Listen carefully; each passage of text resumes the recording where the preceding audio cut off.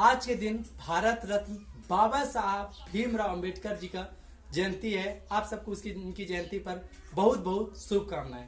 आज हम कुछ ऐसे फैक्ट के बारे में बात करेंगे जो कि किसी समाज या किसी मंच के द्वारा बोलने की अनुमति नहीं होती है, तो हम उनके बारे में बात करेंगे। जो कि पहला होता है राजनीति, समाज और धर्म और शिक्षा, क्योंकि इनके बिना इनको सबको हटा दिया जाए तो उनके बारे में कुछ नहीं बचता। तो पहला हमारा उद्देश्य है धर्म। धर्म की बात करें तो उनका धर्म जो है तो हिंदू धर्म में जन्म लिए थे, लेकिन हिंदू धर्म में एक विसंगति है, जाति भेदभाव। और उन्होंने जाति भेदभाव को जब अपने समय में जब आए तो उन्होंने देखा कि हमारे समाज में हर एक जब वो पढ़ाई करते थे तो बचपन से उन्हें जाति भेदभाव का सामना करना पड़ा। उनको पूरी एजुकेशन जब तक वो शिक्षा प्राप्त की तब तक उनको जाति भेदभाव से गुजरना पड़ा। लेकिन जब वो बड़ा हुए तो अपने जाति भेदभाव को हटाने के लिए कुछ काम करना चाहे, लेकिन उनका धर्म हिंदू धर्म में होने के कारण सबसे पहले उन्होंने अपने धर्मों के बारे में, सभी धर्मों के बारे में 20 साल तक अध्ययन किया। इसके बाद उन्होंने एहसास किया कि हम इसको अपने धर्म में रह के जाति भेदभाव को दूर नहीं कर सकते। तो उन्होंने एक स्पीच में उन्होंने बोल दिया था कि हम हिंदू जन्म लिए हैं लेकिन हिंदू मरेंगे नहीं। ठीक इसी बात को पूरा करते हुए 14 अक्टूबर सन 1856 को उन्होंने बौद्ध धर्म की स्थापना की और बौद्ध धर्म को स्वीकारा। बौद्ध धर्म को स्थापना दिवस के दिन ही 5 लाख अनुसूचित जातियों के लोगों ने भी बौद्ध धर्म को अपनाया, जो आज तक के इतिहास में सबसे ज्यादा स्थापना दिवस के दिन अपनाए जाने वाले धर्मों में से एक है। फिर इसके बाद दूसरी बात करते हैं शिक्षा की बात करते हैं तो जो उनकी शिक्षा थी तो 32 डिग्रियां हासिल की थी उन्होंने। लंदन, कैम्ब्रिज से पहले व्यक्ति ऐसे हिंदुस्तानी हैं जिन्होंने इकोनॉमिक्स से पीएचडी की है। आज तो बिना पढ़े भी लोग ज्ञान देना स्टार्ट कर देते हैं, लेकिन उन्होंने 32 डिग्रियों का ज्ञान था। तीसरी बात, संविधान जो निर्माता की बात करते हैं तो उनको शिल्पकार कहा जाता है, संविधान निर्माता कहा जाता है। लेकिन संविधान जो स्थापना निर्माता किया गया है तो वो कोर समिति के अध्यक्ष थे। इसके लिए उन्होंने 7 समूह का गठन किया गया था। उनमें कई विद्वान, कई सलाहकार और कई अन्य देशों से लिया गया है।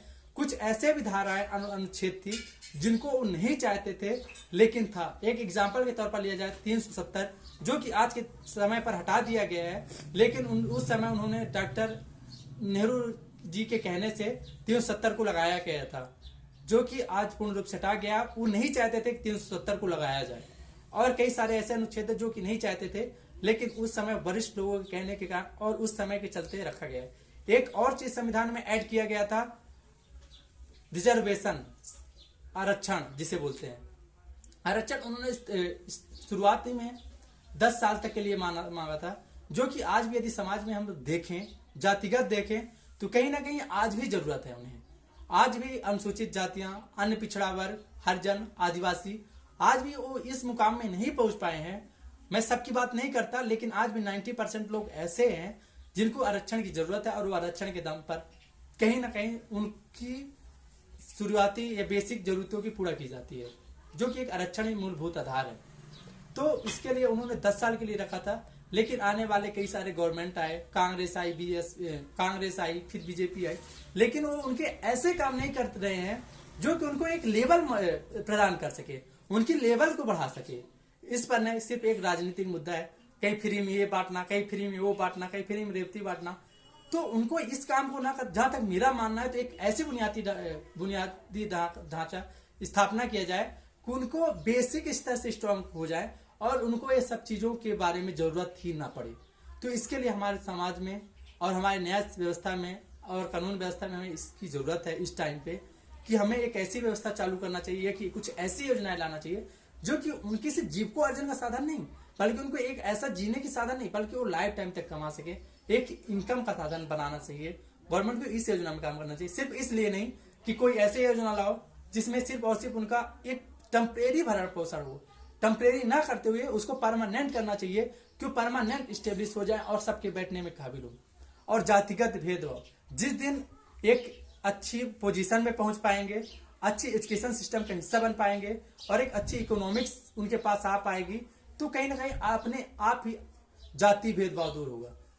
तीसरी बात होती है राजनीति की दृष्टि देखा जाए, उनकी राजनीतिक कैरियर के बारे में बात करते हैं हम, तो उन्होंने सांसद का 2 बार चुनाव लड़े, लेकिन दोनों बार उनको हार का सामना करना पड़ा। लेकिन एक बात और भी है कि उनको पहला देश का पहला कानून मंत्री और विधेयक मंत्री भी बनाया गया था, जिसके कारण क्योंकि वो मनोनीत सदस्य उन्हें किया गया था और वो विधेयक में पास हो गया और वो कानून मंत्री बने थे।